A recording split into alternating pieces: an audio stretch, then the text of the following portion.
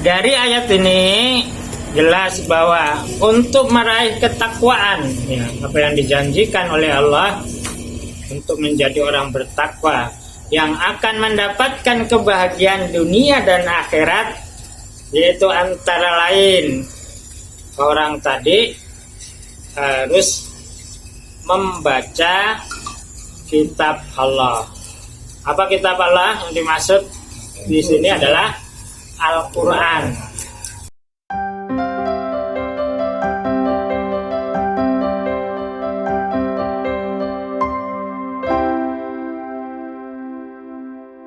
Assalamualaikum warahmatullahi wabarakatuh. Alhamdulillahi alamin wa bihi nasta'inu ala umuri dunya waddin. Asyhadu an la ilaha illallah wa asyhadu anna Muhammadan abduhu wa rasuluh. Allahumma salli wa sallim ala nabiyyina Muhammad wa ala alihi wa ashabihi wa man tabi'ahu ila yaumil qiyamah. Amma ba'du. Qala Allah ta'ala, a'udzu billahi minasyaitonir rajim. Bismillahirrahmanirrahim. Ya ayyuhalladzina amanu taqullaha haqqa tuqatih wa la tamutunna illa wa antum muslimun. Para hamba Allah muslimin biasa Depok yang dimuliakan Allah, alhamdulillah pada malam hari ini kita sama-sama bersyukur kepada Allah atas nikmatnya, di mana Allah masih memberikan kepada kita umur, kesehatan, serta hidayah dan inayah serta taufiknya sehingga kita bisa hadir dalam taklim yang amat penuh hikmat ini, walaupun nggak semua hadir, berapa persen ya yang hadir? 40% kurang lebih ya musliminnya. Jadi mudah-mudahan ini bagian dari kesungguhan kita untuk memulai kembali taklim setelah beberapa bulan kita libur karena adanya kondisi COVID yang sama-sama kita maklumi, sebagai daripada ujian dari Allah Subhanahu wa Ta'ala. Sebelum masuk kepada pelajaran itu tentang ketauhidan yang insya Allah nanti kita ambil kajiannya surat Al-Kahfi ayat 27, 28 dan 29 insyaallah. Namun sebagai pengantar surat Al-Imran ayat 100 berapa tadi? 2 ya. Yang ini sering disampaikan dan selalu disampaikan terutama di setiap hari Jumat ya, sebagai salah satu rukun dari khutbah Jumat, yaitu mengingatkan kepada jamaah untuk meningkatkan ketakwaan kita kepada Allah Subhanahu wa Ta'ala, atau disebut dengan istilah wasiat takwa. Allah Subhanahu wa Ta'ala menyeru kepada kita orang-orang yang beriman, ya ayyuhalladzina amanu taqullaha haqqa tuqatih wa la tamutunna illa wa antum muslimun. Hai orang-orang yang beriman, dengan sebenar-benarnya takwa. Wa la tamutunna, dan janganlah sungguh kalian mati illa, melainkan wa antum muslimun, kamu dalam keadaan muslim atau berserah diri. Sering disampaikan bahwa dari ayat ini Ibnu Abbas dalam tafsirnya mengatakan makna dari haqqa tuqatih adalah menjalankan perintahnya dan meninggalkan larangannya. artinya menjalankan perintah Allah dan Rasulnya dan meninggalkan larangan-larangannya. Kemudian yang kedua, mensyukuri nikmat-nikmat Allah yang diberikan kepada kita, baik yang kecil apalagi yang besar, ya. Nikmat yang terlihat oleh panca indera kita yang bisa kita rasa, maupun nikmat rohaniyah, yaitu berupa ketenangan, kedamaian, dan yang lebih besar lagi yaitu nikmat iman dan Islam. Kemudian yang ketiga adalah mengingat Allah, tidak melupakannya, mengingat sifat-sifat Allah, asma Allah, kekuasaan Allah, dan tidak melupakannya atau kita melalaikan. Itulah makna takwa sesuai dengan apa yang ada dalam tafsir Ibnu Abbas. Kita lihat dari perintah takwa kepada Allah ini, karena Allah Subhanahu wa Ta'ala menempatkan orang-orang yang takwa yaitu pada derajat kemuliaan baik di dunia maupun di akhirat. Ya, maka Allah mengatakan dalam surat Al-Hujurat, inna akramakum indallahi atqakum. Sesungguhnya orang yang paling mulia di antara kamu, dia yang paling bertakwa kepada Allah Subhanahu wa Ta'ala. Maka ketakwaan ini adalah ibaratnya suatu titik, maka titik ketakwaan inilah yang harus kita raih, ya, untuk menjadi orang yang muttaqin yang sebenar-benarnya. Dalam ayat ini juga Allah mengatakan wala tamutunna illa wa antum muslimun, dan janganlah kamu mati melainkan kamu dalam keadaan muslim. Artinya dengan bertakwa kepada Allah dengan sebenar-benarnya takwa tadi, batasannya adalah apa? Kematian atau ajal. Jadi bukan takwa ibaratnya apa? Ya, dia masih mungkin lagi semangat, ya, semangat, atau mungkin lagi diuji oleh Allah. Karena ada juga orang yang diuji oleh Allah, dia dekat kepada Allah. Atau sebaliknya, lagi mendapatkan kenikmatan-kenikmatan dari Allah, diuji dengan kemurahan karunia Allah yang banyak, dia dekat pada Allah. Ada juga yang demikian. Tapi haqqa tuqatih, maka tidak memandang dia dalam baik dalam keadaan senang maupun susah, tapi senantiasa terus sampai akhir hayatnya, sehingga apa yang disebut tadi wala tamutunna illa wa antum muslimun benar-benar, ya, menjadi apa yang bisa kita raih. Maka dalam konteks tadi bertakwa kepada Allah dengan sebenar-benarnya takwa, dan jangan mati kecuali mati dalam keadaan Islam. Itu prosesnya adalah setelah beriman, setelah mengatakan dirinya menjadi orang yang bertakwa, adalah istiqomah. Artinya terus menerus istiqomah. Maka tanpa istiqomah, maka tadi yang terjadi apa yang dikhawatirkan oleh Allah, mati tidak dalam keadaan muslim. Ini yang kita khawatirkan, ya. Jangan sampai mati tidak dalam keadaan muslim.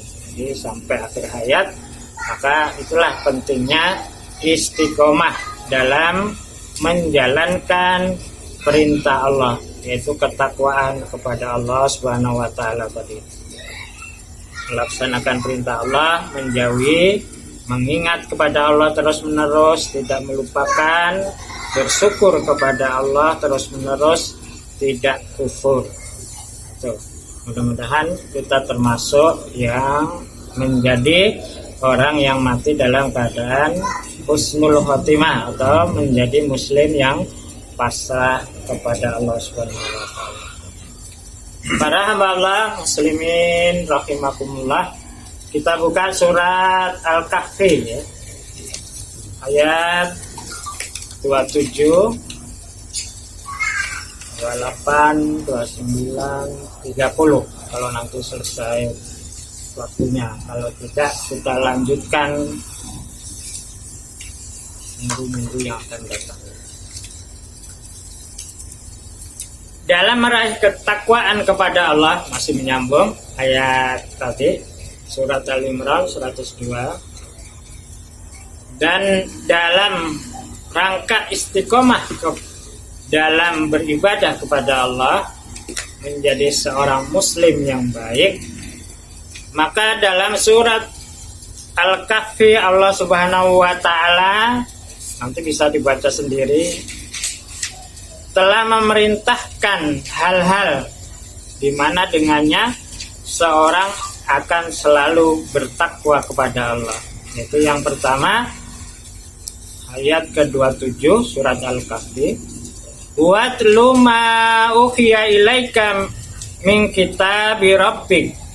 Watlu artinya apa, Pak? Bacalah atau bacakanlah, dua-duanya boleh. Watlu dan bacalah atau bacakanlah ma uhiya ilaika, apa yang diwahyukan kepadamu, min kitabi rabbik, dari kitab Tuhanmu. Jadi kalau diterjemahkan secara lafziah, watlu dan bacalah atau bacakan, ma uhiya ilaika, apa-apa yang diwahyukan kepadamu hai Muhammad, min kitabi rabbik, dari kitab Tuhanmu. La mubaddila li kalimatihi, la mubaddila, la artinya tidak ya. Mubaddila, apa mubaddila? Berubah atau berganti-ganti, li kalimatihi, bagi kalimatnya atau wahyunya. Walan tajida min dunihi, dan tidaklah kamu akan mendapati min dunihi, dari selainnya. Selainnya apa nih? Allah. Hah? Allah. Allah atau Rabbu atau kalimat Allah ya. Multahada, apa multahada tadi? Tempat berlindung. Jadi tempat berlindung. Jadi kalau dibaca secara terjemah bebas, dan bacakanlah hai Muhammad apa yang telah diwahyukan kepadamu, yaitu kitab Tuhanmu Al-Quran. Tidak ada yang dapat mengubah kalimat-kalimatnya, dan engkau tidak akan dapat menemukan tempat berlindung selain kepadanya, atau selain kepada Allah Subhanahu wa taala. Dari ayat ini jelas bahwa untuk meraih ketakwaan, ya, apa yang dijanjikan oleh Allah untuk menjadi orang bertakwa yang akan mendapatkan kebahagiaan dunia dan akhirat, yaitu antara lain orang tadi harus membaca kitab Allah. Apa kitab Allah yang dimaksud di sini adalah Al-Quran. Oke, maka ada apa tadi? Himbauan ya dari Rois, kita hendaknya rajin membaca Al-Quran. Ternyata membaca Al-Quran ini dari banyak ayat, ya, tidak hanya di ayat ini. Itu kalau kita lihat dari tatanan kalimatnya adalah disebut fi'il amr atau kalimat perintah. Ya, jadi kalimat perintah. Watlu, dan bacakanlah atau dan bacalah. Ya, jadi membaca Al-Quran, maka hukumnya menjadi wajib. Bahkan di surat Al-Ankabut disetarakan dalam satu ayat antara membaca Al-Quran dan mendirikan sholat itu sejajar ya. Buat luma ukiya ilaika wa aqimis sholat inna sholata tanha anil fahsya wal munkar. Antara lain itu ya. Jadi membaca Al-Quran adalah bagian dari kewajiban bagi seorang muslim, sama halnya seorang wajib mendirikan sholat. Artinya membaca Al-Quran itu tidak hanya di saat sholat saja, di luar sholat maka bagian yang diperintah. Maka banyak hadis-hadis ya perintah Rasulullah pada umatnya, baik fadilah-fadilah membaca Al-Quran maupun ancaman-ancaman orang yang meninggalkan Al-Quran. Dalam artian termasuk tidak membaca Al-Quran. Ya, yang paling sering disampaikan, ya siapa dalam sehari kurang membaca Al-Quran dari 50 ayat, maka termasuk orang yang lalai. Atau lalai ya dalam beragamanya, sampai begitu. Dan zikir yang paling utama adalah apa? Membaca Al-Quran. Maka pada masa Rasul ya sering diceritakan di kota Madinah ya setiap malam terdengar seperti bunyi lebah. Nah, karena dari bacaan-bacaan Al-Quran yang terdengar dari rumah-rumah mereka. Ini maka membaca Al-Quran adalah bagian yang harus kita tingkatkan ya. Ya tidak hanya untuk memperbaiki bacaan tajwid kita dan makhraj kita saja, tapi juga membaca Al-Quran di situ adalah bagian dari ibadah, dan dari huruf-huruf yang kita baca Allah memberikan pahala 10 kebaikan. Nah ini jadi bedanya dengan membaca buku lain. Artinya kalau sekarang ada istilah medsos ya, media sosial ya Pak ya, ada WA, apalagi FB, apalagi dan lain sebagainya. Artinya kita jangan sampai mengalahkan Al-Quran, jarang kita lihat, sementara yang tadi banyak kita lihat. Ya setidak-tidaknya berimbang ya, berimbang. Di satu sisi kita tidak melupakan dunia, tapi sisi lain membaca Al-Quran adalah bagian dari kita ingat akhirat. Karena tadi ya, setiap huruf 10 kebaikan. Dapat kita bayangkan kalau kita rajin membaca Al-Quran sehari 3 lembar aja berapa huruf. Ibaratnya seperti orang nabung. Itu yang disebut sekarang istilah apa? Investasi untuk akhirat kita. Sekarang orang investasi akhirat ya, yang emas apalagi yang saham, deposito, asuransi, terus properti, apa lagi, sawah ladang, nah, semua. Tapi dia lupa investasi yang abadi, yaitu untuk akhirat. Tadi dengan banyak baca Quran, melaksanakan sholat-sholat sunnah, dan juga sedekah jariyah dan lain sebagainya. Itu bagian dari investasi akhirat yang pasti kita untung ya, pasti kita untung. Kalau yang lain boleh jadi tadi ada istilah investasi bodong, apalagi ada yang juga ditipu, alasannya ya tadi untuk haji, dana haji nanti dapat ituan panggilan pertama dan lain sebagainya. Begitu kita udah nabung haji, udah dapat separohnya, tadi ibaratnya Bisa jadi orangnya lari atau dibangkrutkan PT-nya, bisa gitu caranya. Kalau dibangkrutkan kita mau nonton juga nggak bisa.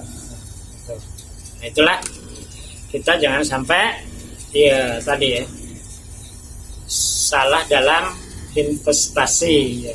Artinya kita investasi untuk akhirat harus ya sangat kita perhatikan, termasuk tadi dalam membaca Al-Quran. Kemudian hikmah dari membaca Al-Quran di samping tadi berpahala, kemudian di dalamnya apa? Akan memberikan beberapa hikmah, antara lain termasuk dalam kesehatan ruhaniyah, fiskis atau disebut jiwa, kesehatan jiwa maupun kesehatan saraf-saraf dari kita membaca Al-Quran. Maka secara sunnah juga tadi membaca Al-Quran tidak di hati. Ada istilah itu aja. Iya, saya baca Qurannya dalam hati. Jadi enggak gitu ya. Sunnahnya membaca Al-Quran itu ya lidahnya, makhrajnya ada keluar. Nah, maka dengan lidah bergerak, makhraj bergerak, maka dari situlah saraf-saraf akan ibaratnya hidup, darah mengalir. Itu bagian dari juga tadi memberikan kesehatan dalam badan kita. Kalau istilah istilahnya penyelidikan dan lain sebagainya udah banyak ya. Hikmah-hikmah dari seorang rajin membaca Al-Quran dari orang yang tidak rajin membaca Al-Quran itu akan beda. Nah, dalam kesehatan badannya dan fiskisnya atau rohaniyahnya itu juga akan beda. Maka Allah sendiri telah menegaskan ya, as-sifa'u wa rahmah. Quran itu adalah sebagai obat dan menumbuhkan rasa kasih sayang atau damai dalam hati. La mubaddila li kalimatihi. Dan di dalam Al-Quran banyak ya tentang cerita orang terdahulu, baik yang baik-baik, artinya para nabi, para salafus sholih ya, dan sebaliknya ya para musuh-musuh Allah, tentang cerita-cerita mereka tadi, baik yang menyenangkan maupun yang menyedihkan yang terdapat dalam Al-Quran. Ini akan berjalan ya sampai akhir zaman. Artinya tokoh Firaun dulu, sekarang juga ada, atau siapa lagi, Korun dulu, sekarang juga ada Korun. Dan orang-orang yang baik ya seperti ya para nabi ya, para mursalin ya, dengan sifat-sifatnya sekarang juga ada. Artinya la mubaddila li kalimatihi.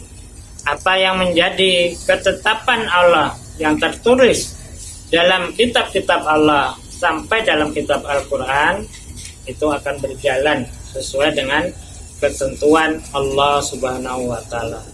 Ibaratnya kalau kita sering dengar istilah nasihat para ulama, jangan pikirin, karena semua Allah telah merencanakan. Ibaratnya gitu, kita hanya sekedar menjalankan apa yang telah ditulis oleh Allah Subhanahu wa Ta'ala, termasuk COVID ya.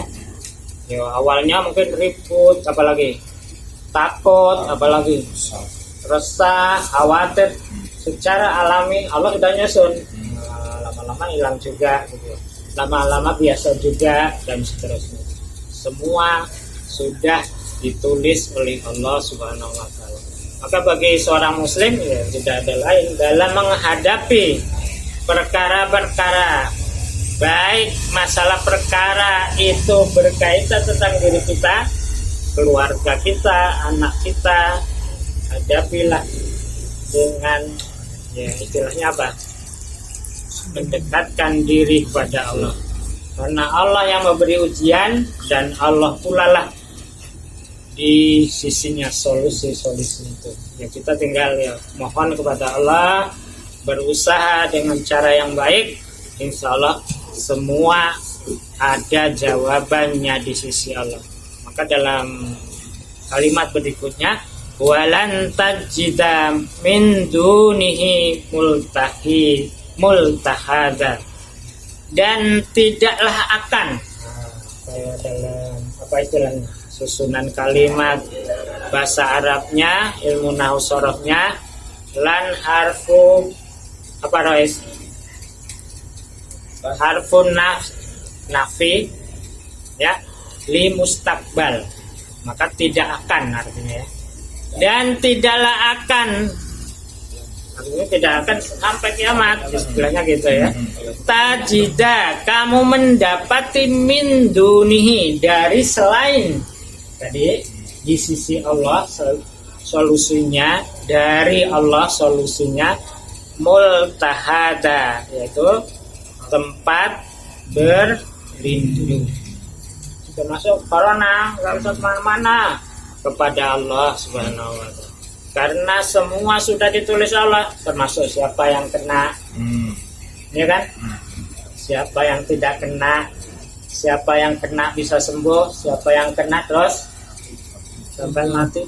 Semua itu sebenarnya udah rencana Allah, sudah ditulis Allah, sudah ditetapkan oleh Allah Subhanahu. Ada yang rapi banget kena juga, yang biasa-biasa nggak kena, ibaratnya gitu ya. Itu semua sudah ketetapan Allah Subhanahu wa Ta'ala. Demikian pula kita dalam menyikapi kehidupan ya. Ya, kadang-kadang kita khawatir pada anak kita dan seterusnya.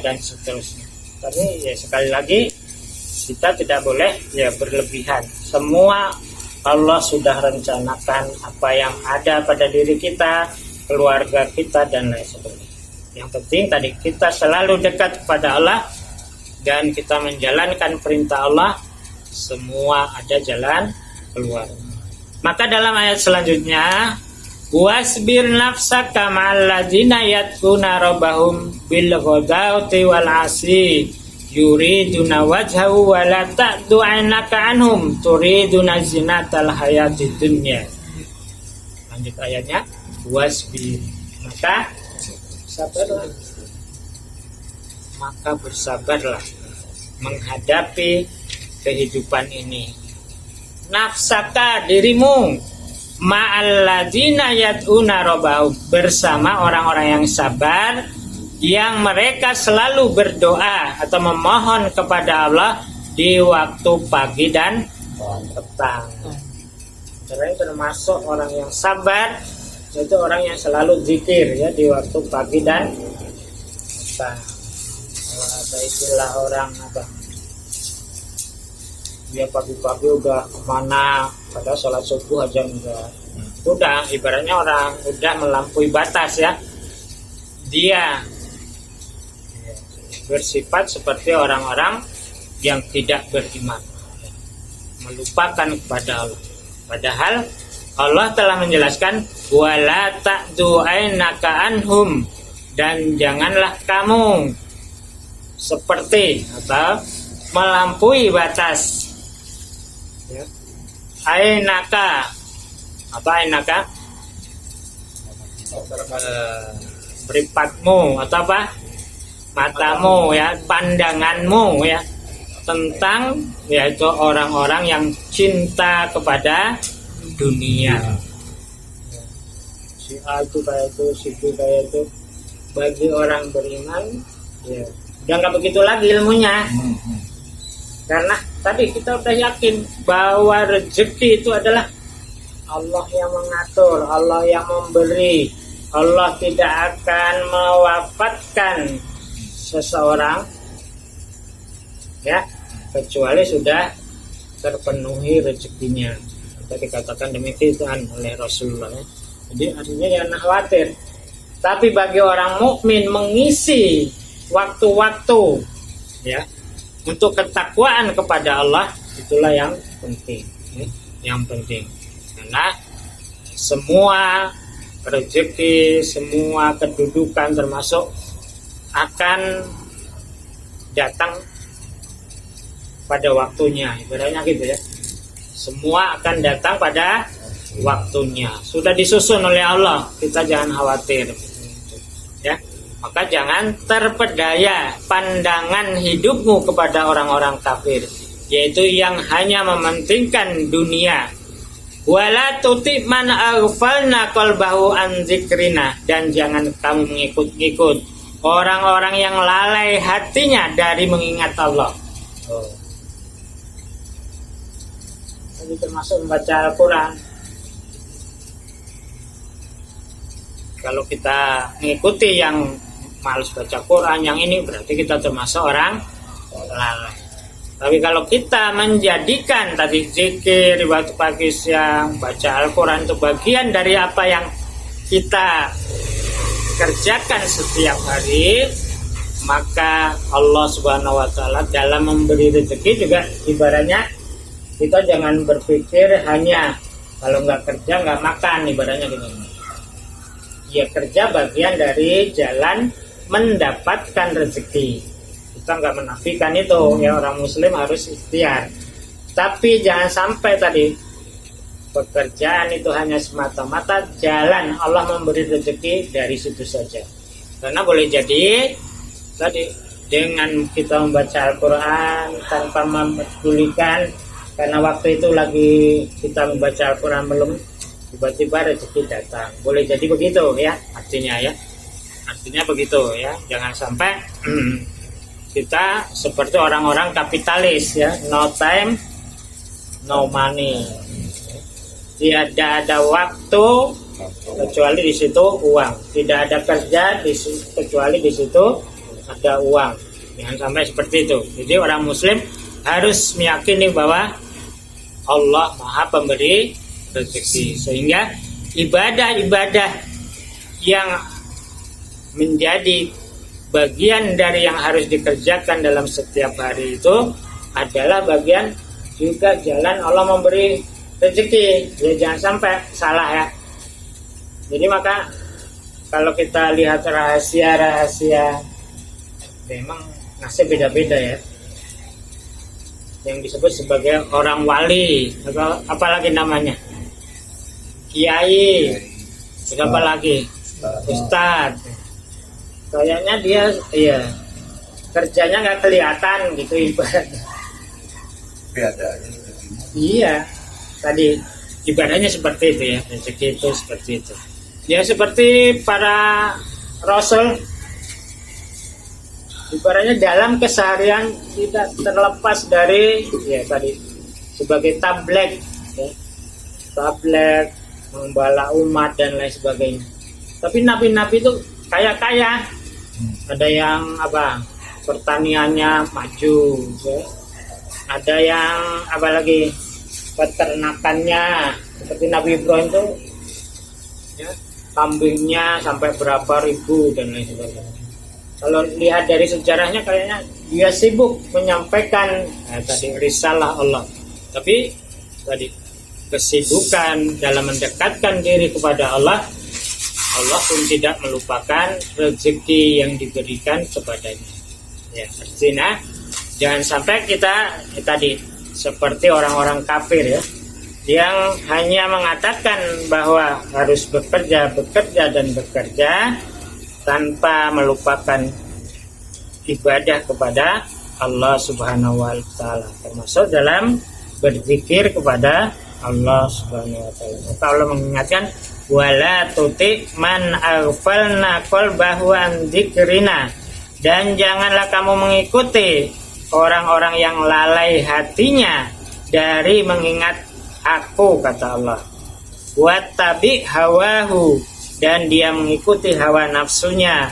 Wa kana amruhu furuta, dan adalah urusannya furuta, yaitu mereka dalam keadaan melampaui batas ya. Kalau udah hawa nafsunya yang diikuti, maka dia akan melanggar ya batasan-batasan hukum Allah, sehingga dia termasuk orang yang ya tidak bersyukur kepada Allah Subhanahu wa taala. Ya, mungkin sampai sini dulu ya. Nanti dilanjutkan yaitu tentang bagaimana Allah Subhanahu wa taala memberikan kepada orang-orang beriman dan beramal soleh, karena Allah sedikit pun tidak menyia-nyiakan dari yang ia usahakan ya. Jadi dalam perjuangan Allah Subhanahu wa taala tidak melihat keberhasilan apa yang ia usahakan, dalam artian kalau dalam perang tuh harus menang ya, harus mengalahkan musuh, tapi yang Allah perhatikan adalah pertama adalah keikhlasan ya dalam berjihad, kemudian yang kedua proses ya dalam melaksanakan perintah Allah jihad tadi. Ya, mungkin di situ ibaratnya ada tenaga yang kita keluarkan, ada kesulitan yang kita lalui, terus kemudian ada harta yang kita keluarkan. Nah, itulah yang Allah lihat dan akan balas. Jadi ibaratnya ya tidak harus sampai menang baru dia mendapatkan pahala di sisi Allah ya. Termasuk kita dalam berjuang mungkin membela Palestina ya, menegakkan khilafah alamin haji nubuwah ya, bersatu dalam jamaah wal imamah. Itu ibaratnya jangan dilihat Palestina nggak merdeka-merdeka, Al-Aqsa nggak kembali pada kita. Jangan lihat gitu, kalau melihat ke situ kita putus asa duluan ya. Tapi proses kita membela dengan ya ilmu, tenaga, harta itu sudah dinilai oleh Allah sebagai bagian dari jihad, termasuk dalam menegakkan kembali khilafah alamin haji nubuwah. Ibaratnya jangan mimpi sekarang Muslim menjadi satu dalam satu khilafah. Ibaratnya jangan mimpi dulu, prosesnya masih panjang. Tapi dengan kita berada di dalamnya, kita berdakwah, mengajak ya pada sesama Muslim untuk bersatu ya dalam khilafah ya, itu bagian dari tadi jihad kita. Itulah bagian dari ya, kita berada dalam khilafah atau jamaah wal imamah. Ya seperti baik, kurang lebihnya kami mohon maaf ya. Itulah apa yang menjadi bagian dari kajian kita, mudah-mudahan bisa diamalkan ya sedikit demi sedikit. Seperti tadi ya, membaca Al-Quran, zikir di waktu pagi dan sore ya, bersabar karena semua Allah sudah mengatur ya, istilahnya mau marah-marah kayak apa ya, kalau udah ketentuan Allah ya Allah nanti yang memberi jalan keluar insyaallah. Kurang lebihnya kami mohon maaf. Assalamualaikum warahmatullahi wabarakatuh.